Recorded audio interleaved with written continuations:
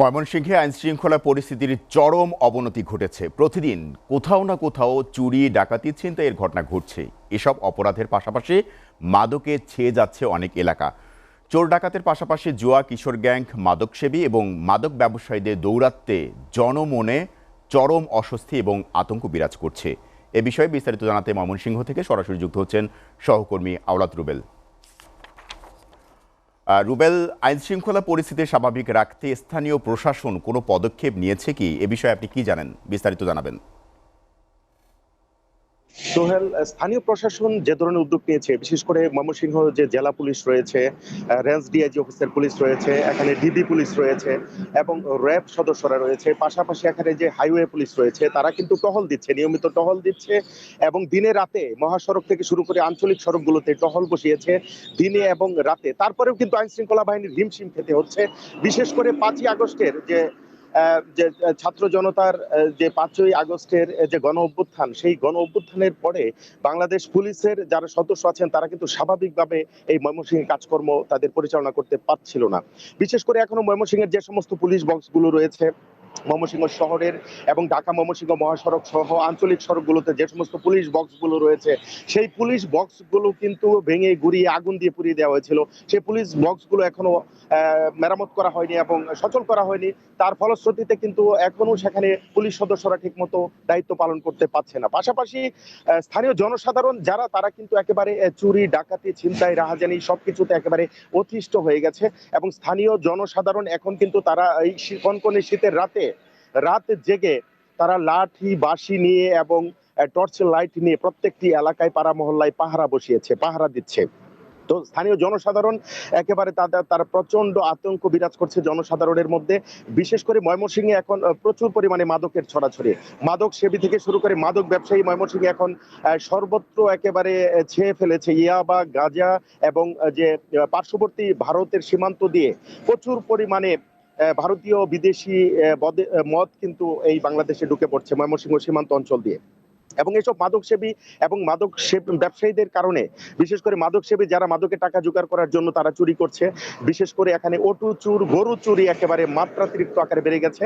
প্রতিদিন কৃষকের যে অনেক স্বপ্ন এবং স্বাদের যে গরু, যেটা দীর্ঘদিন কষ্ট করে লালন পালন করে বিক্রি করার জন্য তৈরি করে, সেখানে কিন্তু এই গরু চুরি হয়ে যাচ্ছে প্রচুর। প্রতি রাতেই প্রায় আমরা গরু চুরির ঘটনা শুনতে পাচ্ছি এবং অটো চুরি করে, অটো ছিনতাই করে, অটো চালককে পর্যন্ত মেরে অটো ছিনতাই করে নেওয়ার ঘটনা ঘটছে এখানে। এবং পাশাপাশি এখানে যেটা ঘটছে, সবচেয়ে ভয়ঙ্কর বিষয় হলো গ্রামাঞ্চলে আরো বেশি চুরের পরিমাণটা বেড়ে গেছে, চুরের উপদ্রব বেড়ে গেছে। এখানে যে বাড়িঘর রয়েছে, সেই বাড়িঘরে বিভিন্ন চেতনানাশক, সেই যে পানির ট্যাঙ্ক রয়েছে, সেই ট্যাঙ্কের পানির সাথে চেতনানাশক মিশিয়ে পরিবারের সদস্যদেরকে অজ্ঞান করে সারা রাতে তারা সমস্ত বাড়িঘর লুট করে নিয়ে যাচ্ছে। তো এখন সব মিলিয়ে যে একটা আইন শৃঙ্খলা পরিস্থিতি, এখানে নাজুক পরিস্থিতি, পুলিশ বাহিনী সবাই তারা একেবারে হিমশিম খাচ্ছে এবং পুলিশ বাহিনী এবং বিশ্লেষকরা যারা বলছে যে মাদক সেবী যারা মাদক গ্রহণ করছে, মাদক ব্যবসা করছে, সামাজিকভাবে একটা আন্দোলন গড়ে তুলতে হবে। পাশাপাশি যে পুলিশ সদস্য রয়েছে, পুলিশ সদস্য কিন্তু অপ্রতুল রয়েছে। পুলিশ প্রশাসন থেকে বলছে যে জনসাধারণের তুলনায় পুলিশ বাহিনীর সদস্য কিন্তু খুবই কম। তো সেই পুলিশ সদস্য তারাও বলছে যে জনগণকে এগিয়ে আসতে হবে, জনগণ সচেতন হলে মাদক সেবীদেরকে তাদেরকে ধরিয়ে দিতে হবে এবং পরিবারে যারা মাদক গ্রহণ করছে তাদেরকে মাদকাসক্তি নিরাময় কেন্দ্রে পাঠানোর জন্য বলা হচ্ছে। এবং পাশাপাশি এখানে আপনাকে বলে রাখতে চাই যে সব মিলিয়ে যে ময়মনসিংহের যে এখন একটা পরিস্থিতি রয়েছে, পুলিশ চেষ্টা করছে, জনসাধারণ চেষ্টা করছে, তারপরেও কিছুতেও যেন কাজ হচ্ছে না। প্রতি রাতেই আমরা বিভিন্ন চুরি, ডাকাতির ঘটনা শুনতে পাচ্ছি, বিভিন্ন ফ্যাক্টরি লুট হয়ে যাচ্ছে। এখানে সিকিউরিটি গার্ডদেরকে বেঁধে সীমানা প্রাচীর পেরিয়ে তারপরে সেখান থেকে বিভিন্ন মালামাল তারা লুট করে নিয়ে যাচ্ছে। ময়মনসিংহে বেশ কিছুদিন আগেও কিন্তু বড় বড় ধরনের অস্ত্রের চালান এবং মাদকের চালান পুলিশ বাহিনী ধরতে সক্ষম হয়েছে। আমি ময়মনসিংহ রেঞ্জ ডিআইজি এবং পুলিশ সুপার র্যাবের কর্মকর্তাদের সাথে কথা বলেছি। তারা বলছে আমরা সার্বক্ষণিক চেষ্টা করে যাচ্ছি। পোশাকের সাথে সাদা পোশাকে বাহিনী তারা চেষ্টা চালিয়ে যাচ্ছে। তারপরেও কিন্তু এখনো আইন শৃঙ্খলা পরিস্থিতি স্বাভাবিক আসেনি।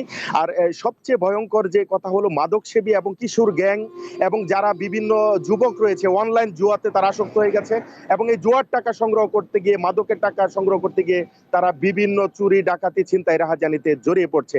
তো বিশ্লেষক এবং সাধারণ মানুষ তারা প্রত্যাশা করছে এখন মাঠে সেনাবাহিনী রয়েছে, সেনাবাহিনীর প্রত্যেকটি ক্যাম্প রয়েছে, প্রত্যেকটি জেলা সদরে উপজেলা লেভেলে ক্যাম্প রয়েছে, সেনাবাহিনী আরো তৎপর হবে, পুলিশ প্রশাসন আরো তৎপর হবে, জনসাধারণ এগিয়ে এসে জনমনে স্বস্তি এবং আইন শৃঙ্খলা পরিস্থিতি স্বাভাবিক হবে, এটাই কিন্তু এখন ময়মনসিংহবাসী প্রত্যাশা করছে। তো সোহেল রানা, এই ছিল আমার কাছে ময়মনসিংহ থেকে আইন শৃঙ্খলা পরিস্থিতির সর্বশেষ খবর।